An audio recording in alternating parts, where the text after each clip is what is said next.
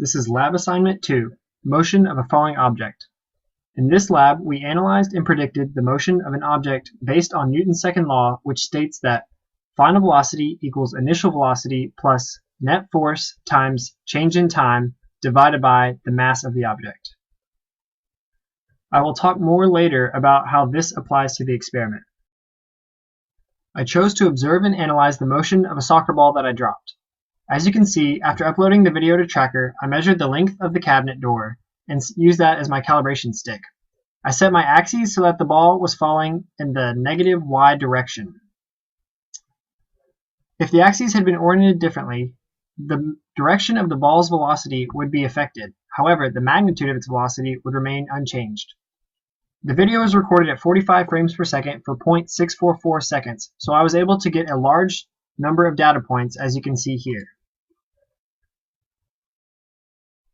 Next, I took the initial position vector of the ball and inserted it into my Python code in order to generate two different computational models predicting the motion of the ball. Other initial conditions were also set. The mass of the ball was set to 0.43 kilograms, as this is the standard mass of this particular size soccer ball. Notice that the ball's initial velocity, or ball.vel, is a zero vector. This is because the ball starts from a rest. Further down in my code, you can see that Fnet equals W plus Fd. W, the weight force, is defined as the negative mass of the ball times acceleration due to gravity times j hat.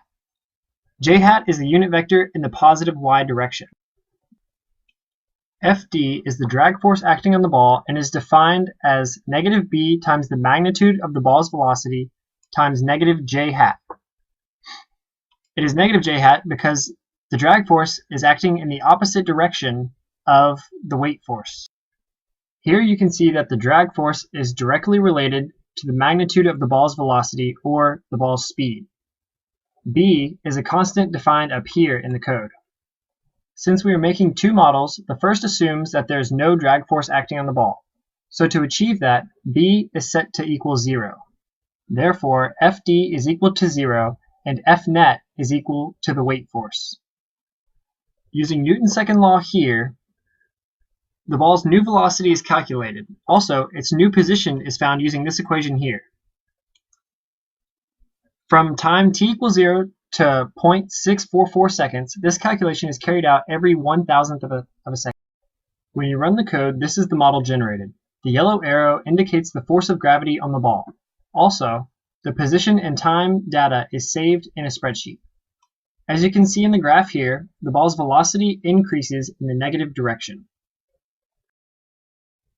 The only difference between the first model without drag and the second model with drag is the value of b. Here, b is set to 0.343. Because of this, the drag force is no longer equal to 0. And Fnet is no longer just the weight force. Now that the positive drag force is countering some of the negative weight force, Fnet is not as strong as before. This means that the ball will experience a smaller change in velocity over each time interval. When we run the code, this is the model generated. As you can see, the yellow arrow representing weight force is the same as before, but now there is a blue arrow pointing in the opposite direction of the ball's motion. This is the drag force.